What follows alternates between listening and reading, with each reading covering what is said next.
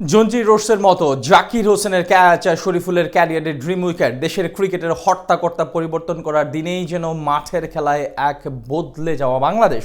বৃষ্টি বিঘ্নিত প্রথম দিনের খেলা শুরুটা জুড়েই ছিল টাইগারদের জয়ধ্বনি, তবে দিন শেষে অবশ্য কিছুটা হলো স্বস্তিতে আছে স্বাগতিক পাকিস্তান। প্রথম দিনের খেলা শেষে তবে কেমন হলো দুই দলের পারফরম্যান্স সেটাই জানবো প্রতিবেদনে। দেশের ক্রিকেটীয় অবকাঠামোতে পালাবদল আসতে না আসতেই বদলে গেল টাইগার দলের মাঠের পারফরম্যান্স। বল হাতে যেন দেখা মিলল অন্য এক বাংলাদেশের। পাকিস্তানের মাটিতে গিয়ে তাদেরই ব্যাটারদের নাস্তানাবুদ করে ছেড়েছেন শরীফুল, হাসান মাহমুদরা। তাদের সামনে যেন অসহায় আত্মসমর্পণ বাবর মাসুদদের। সিরিজের প্রথম ম্যাচ অনুষ্ঠিত হচ্ছে রাওয়ালপিন্ডি ক্রিকেট স্টেডিয়ামে, যা কিনা পাকিস্তানের অন্য সব পিচের সাথে তুলনা করলে রান স্বর্গের তালিকায় পড়ে যাবে। অতীত ইতিহাস এটাই বলে, রাওয়ালপিন্ডির পিচে রান করা সবচেয়ে সহজ। তবে এই সহজ পিচেও পাকিস্তানি ব্যাটারদের নাকানি চুবানি দিয়েছে টাইগার বোলাররা।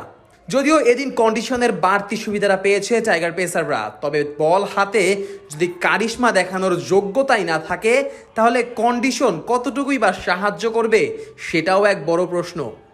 এদিন মূলত বৃষ্টির কারণে পুরো এক সেশনের খেলা ভেস্তে যায়, এমনকি টস হতেও দেরি হয় বেশ অনেকটা সময়।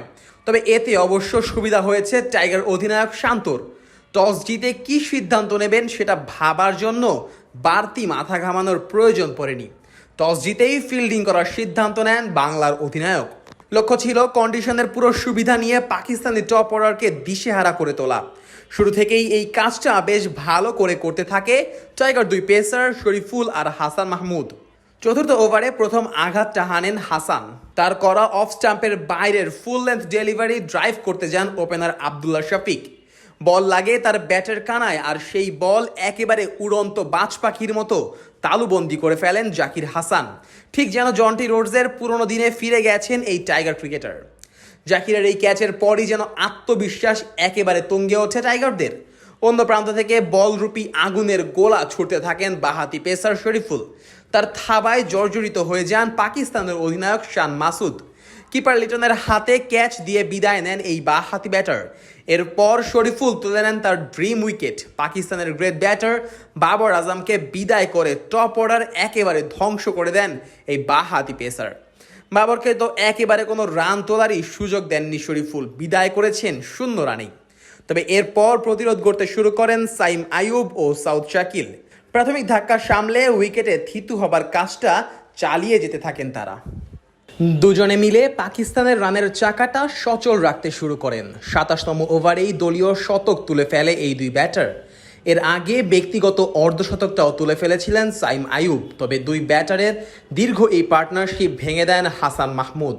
দলীয় 114 রানে সাইম আইয়ুবকে বিদায় করেন হাসান। তার বলে মেহেদি মিরাজের কাছে ক্যাচ তুলে দিয়ে 56 রানের ইনিংসের ইতি টানেন সাইম।